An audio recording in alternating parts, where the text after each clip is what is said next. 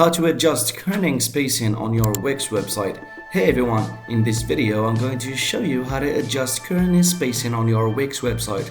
Kerning is the spacing between characters, and getting it right can really enhance your site's design. Let's jump in. First, go to the Wix website and log into your account. Use your credentials to access your dashboard. Once you're logged in, find the site you want to edit and click on Edit Site to open the Wix editor. Now, navigate to the text element you want to adjust. Click on the text box selected till you'll see a toolbar pop up.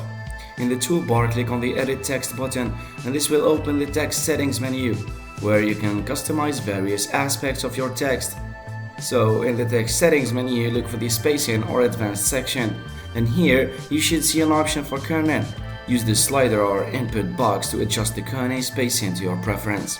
Once you've adjusted the kerning, click Preview to see how it looks on your website. Make any additional adjustments if needed.